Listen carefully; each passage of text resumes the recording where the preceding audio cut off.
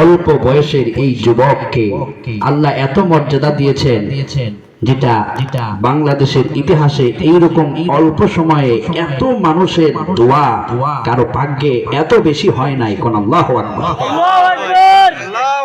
আমি তার জানাজার দৃশ্য দেখে কেঁদেছি। আল্লামা সাঈদী রাহিমাহুল্লাহর জানাজাতে আমি ছিলাম। আল্লামা সাঈদী রাহিমাহুল্লাহর জানাজায় কত লক্ষ লক্ষ আলেম ওলামা কেঁদেছে।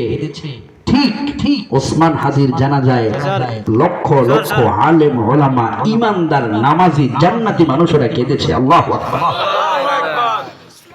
ওসমান হাদি চেয়েছিল বাংলাদেশের সংসদের একটা আসন, আল্লাহ তাকে দিয়ে দিয়েছেন জান্নাতের সিংহাসন।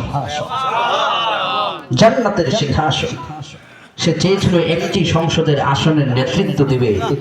মৃত্যুর পরে পুরো বাংলাদেশ তাকে রাজা হিসেবে ঘোষণা দিয়েছে, বীর শ্রেষ্ঠ হিসেবে ঘোষণা দিয়েছে। এটা ওসমান হাদির জন্য আল্লাহ পক্ষ থেকে বড় নিয়ামত। বলি আলহামদুলিল্লাহ। কি কেন তার এই মর্যাদা হলো? কি কারণে হলো? কয়েকটা কারণ। মাশাআল্লাহ, ইমানের জোর। ইমানের জোর। ওসমান হাদি সে তার বক্তব্যে দাঁড়িয়ে এসে বলছিল, যদি আমি একাও হই, রাম বাম কাফের মুশরিক ভারতের বিরুদ্ধে ইমানের পক্ষে আমি লড়ে যাব। আল্লাহু আকবার। বাতিলের সামনে মাথা নত করে নাই ওসমান। শুধু তাই নয়, যখন এই ওসমান মারা গেল একটা অলৌকিক তথ্য বের হলো। সে শুধু রাজনীতি করত না, অসহায় দরিদ্র মানুষদের পাশে গিয়ে তার জীবনটা উৎসর্গ করত। একজন মা যার চিকিৎসার পয়সা নাই, বাঁচার টাকা নাই, পয়সা নাই, মৃত্যুর খবর শুনে ওই মা অশ্রুসিক্ত নয়নে কান্না করছে। জিজ্ঞেস করা হলো, মা আপনি কাঁদছেন কেন? মা বলছে, এই ওসমান হাদি আমাকে প্রতি মাসে 1000 টাকা করে ওষুধের টাকা দিত, এখন সে মরে গেল, আমাকে এই টাকাটা কে দিবে? যুবক, চিন্তা করেছো ওই মহিলাটা তার জন্য কি দোয়াটা করেছে?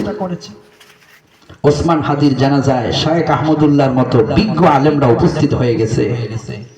শাইখুল হাদিস ইবনে শাইখুল হাদিস আল্লামা মামুনুল হকদের মতো এই যুগের শ্রেষ্ঠ নক্ষত্ররা তার জানাজায় হাজিরা দিয়েছে।